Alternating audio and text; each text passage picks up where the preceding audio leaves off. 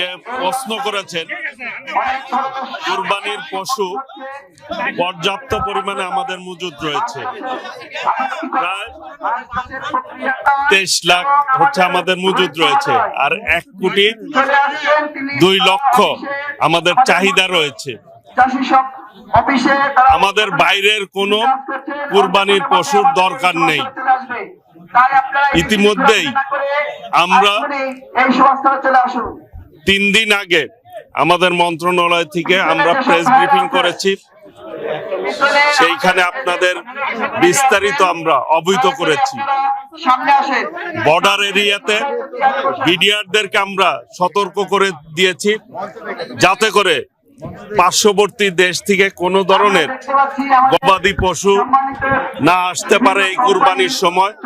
কারণ আমাদের চাষিরা অনেক কষ্ট করে, খামারিরা এই পশুগুলি সংরক্ষণ করেন, লালন পালন করেন। কাজেই তাদের যাতে কোনোভাবেই তারা নিরুৎসাহিত না হয়, তারা যাতে ক্ষতিগ্রস্ত না হয়, সেই জন্য আমরা সব ধরনের পদক্ষেপ নিচ্ছি আমাদের পক্ষ থেকে। মাননীয় হুইপ সাহেবের সাথে কথা হয়েছে, দুলুভাইয়ের সাথে কথা হয়েছে।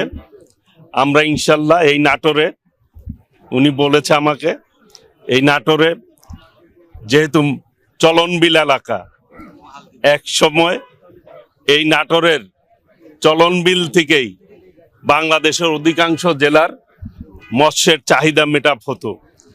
সেই ঐতিহ্য যাতে ধরে রেখে দেশীয় চাহিদা মিটাপ করে আমরা বিদেশে পর্যাপ্ত পরিমাণ যাতে রপ্তানি করতে পারি, সেই আধুনিক বন্দোবস্ত ইনশাল্লাহ আগামী দিনে আমরা করার ব্যবস্থা করব। এখানে অবশ্যই আমরা একটা আগামী দিনে, আমি দুলুভাইয়ের সাথে কথা বলেছি, ফিশ প্রসেসিং সেন্টার এবং গবেষণা কেন্দ্র এবং এই মাছকে কিভাবে উন্নত করা যায় সেই ব্যাপারে এইখানে আমরা একটি প্রজেক্ট নিব ইনশাল্লাহ।